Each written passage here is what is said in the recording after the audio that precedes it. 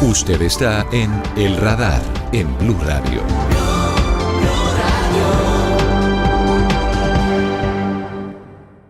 Estamos terminando el año 2023 y estamos todavía en el mismo limbo, con la misma incertidumbre de hace varios meses en torno al sistema de salud que atiende a millones de colombianos, en particular frente a la financiación por parte del Estado de los medicamentos que están por fuera del Plan Básico de Salud, y con una gran incertidumbre sobre finalmente cuál será el incremento que se definirá por parte del Ministerio de Salud para la unidad de pago por capitación, que es el elemento fundamental para garantizar la atención de millones de pacientes en todo el país. La doctora Carmen Eugenia Dávila es la directora de Gestar Salud, que es la organización que reúne a las EPS del régimen subsidiado. Doctora Carmen, muchas gracias por estar con nosotros. Muchas gracias, Ricardo, por la invitación. Un saludo muy especial para todos.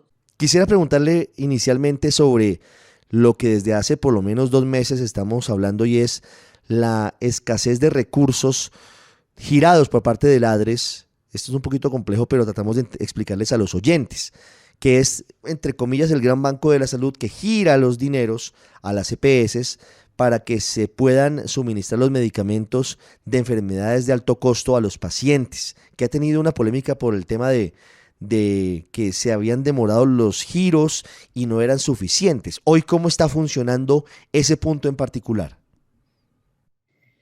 Digamos que la situación en términos generales es igual a la última entrevista que habíamos tenido, pero ha empeorado por cuanto en los meses de noviembre y diciembre no tuvimos ninguna asignación presupuestal y por lo tanto no tuvimos la liquidez para poder adquirir estos medicamentos y distribuirlos a las personas que más los necesitan, que en general son personas que padecen de enfermedades huérfanas de alto costo y cuyos medicamentos son extremadamente costosos. Entonces, dentro de la ley y el arreglo institucional que existe en el país, estos medicamentos se financian con recursos del Estado para beneficios, pero las personas que los necesiten acceden a ellos a través de unos recursos que reconoce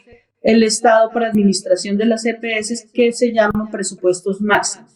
El Estado está en la responsabilidad de asignar recursos suficientes y en el evento en que exista algún desfase, ajustarlo de manera oportuna con el propósito de que estos enfermos, que son muy vulnerables, puedan tener su tratamiento sin riesgos de interrupción.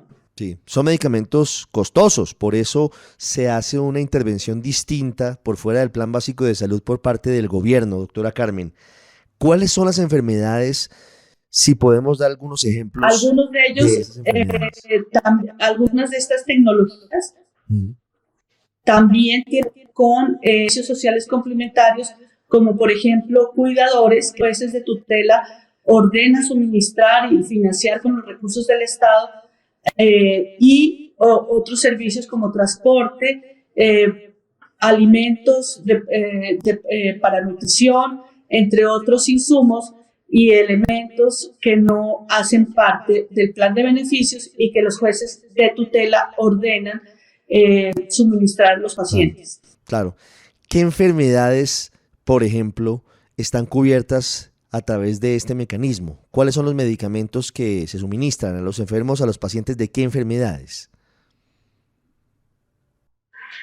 Pues Ricardo, dentro de nuestro sistema todas las patologías están cubiertas y la mayoría, aproximadamente el 95% de los medicamentos se financian y se suministran a través del plan de beneficios que está a cargo de las EPS. Hay otros medicamentos que son innovaciones tecnológicas, medicamentos especialmente para enfermedades huérfanas, otros insumos que se financian con los que hemos denominado o denomina el sistema presupuestos máximos.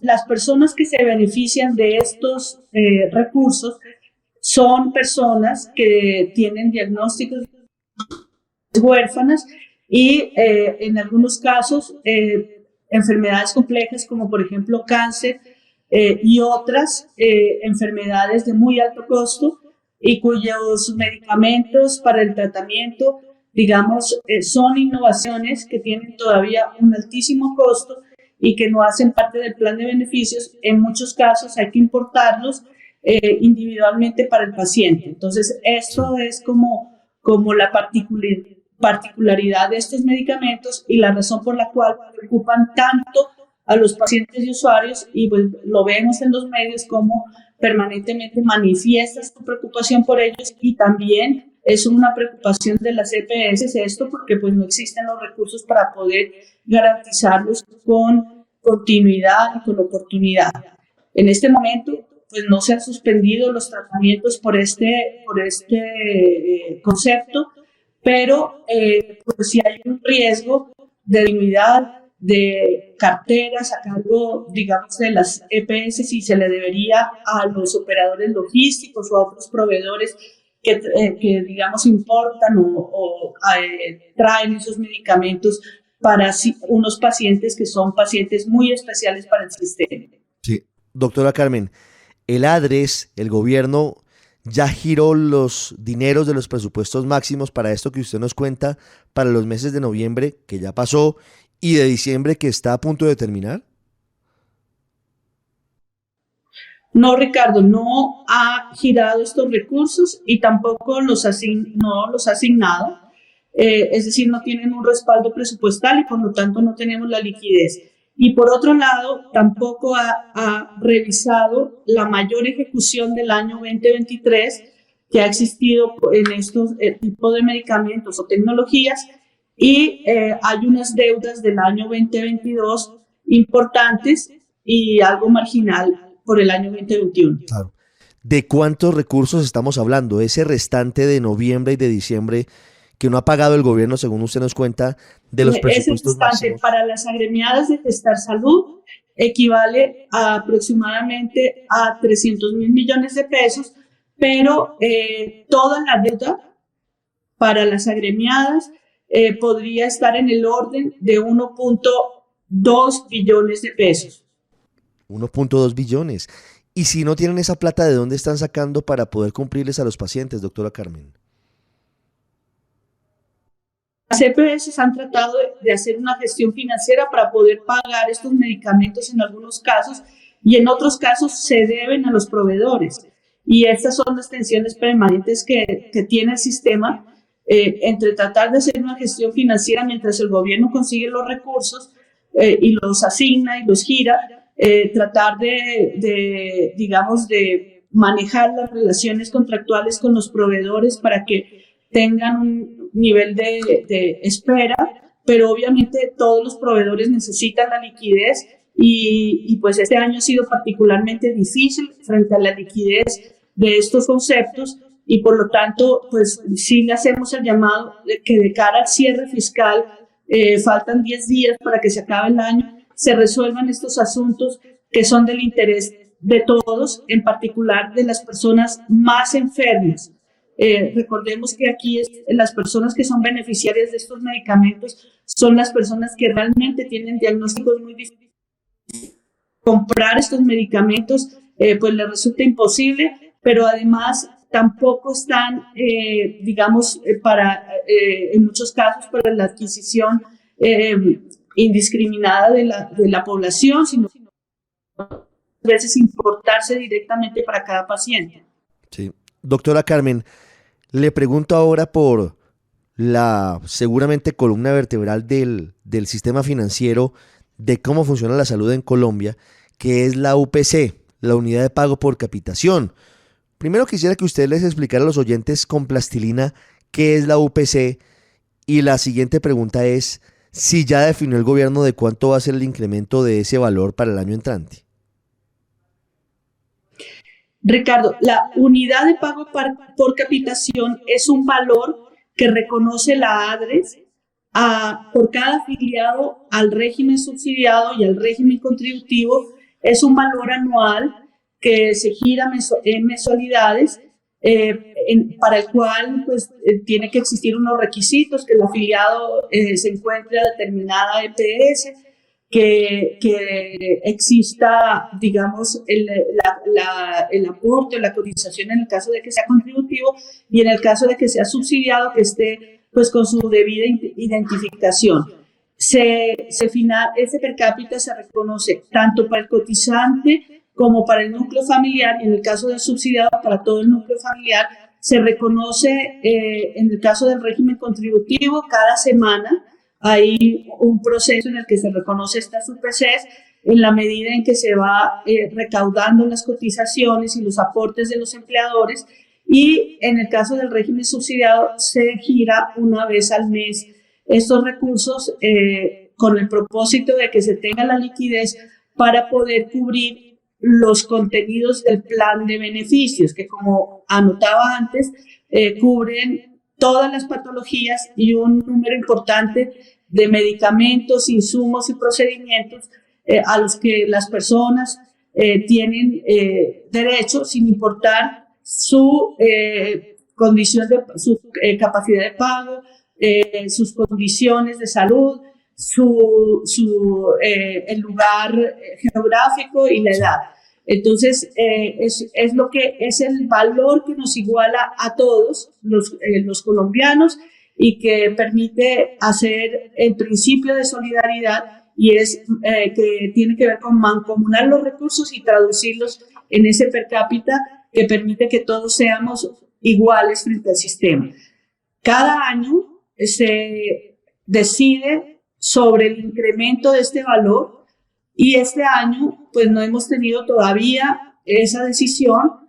No se conoce el acto administrativo, ni la proyección, ni la estimación que el gobierno está en la obligación de realizar cada año, y este año en particular, por efecto de la ley estatutaria de salud, se debe hacer una actualización del plan de beneficios, hacer las inclusiones que correspondan, y tampoco tenemos información sobre este particular. Entonces, creemos que es importante en este momento del año poder tener estos valores que son esenciales para poder planear la contratación, la organización de la red del próximo año, y pues realmente esta situación en que todavía no se conoce mucho sobre estas decisiones, pues genera una incertidumbre, porque no sabemos exactamente cuáles van a ser los criterios de aumento. Sí. ¿Y cuál es la consecuencia de esa incertidumbre, doctora Carmen? El hecho de que hoy no se sepa de cuánto va a ser el aumento de la UPC para el año 2024. Bueno, hay una norma que establece que en el evento en que no existan estudios, circunstancia que nunca ha pasado, porque siempre los estudios están para estas fechas,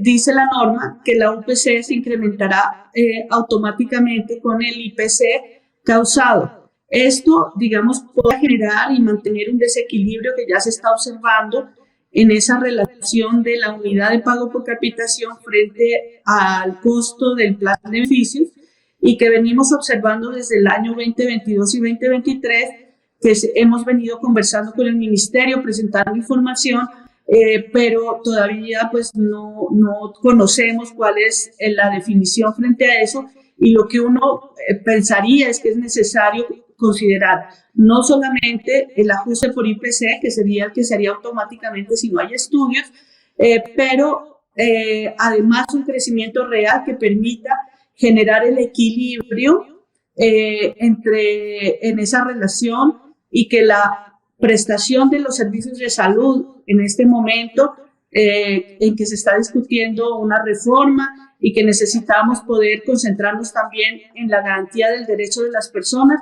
sea equilibrada. Doctora Carmen, quiero preguntarle para finalizar sobre cuál es su pronóstico frente al futuro del sistema de salud en Colombia con lo que hoy está ocurriendo, hablando un poco de lo que va a pasar en el 2024, frente a la incertidumbre por la UPC, que no se ha definido su incremento para el año entrante, frente a el no pago por ahora de los presupuestos máximos de noviembre y diciembre, y con una reforma a la salud que pasó en Cámara y que ahora afrontará el examen del Senado y, si llega a ser aprobada, de la Corte Constitucional.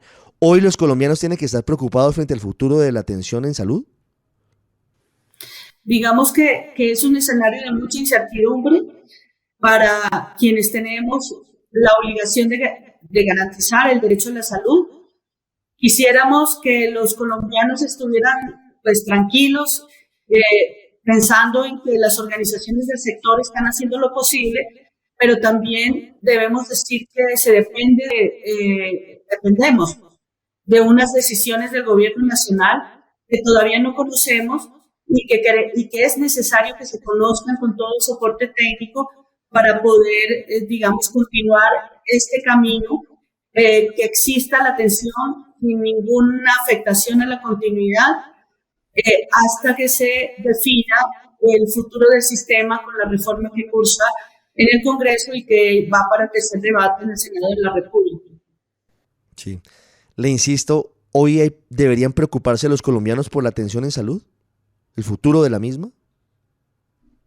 Nosotros no queremos preocupar a los colombianos porque están las EPS haciendo la mejor gestión para que no haya, digamos, interrupción de los tratamientos y que haya cierta normalidad.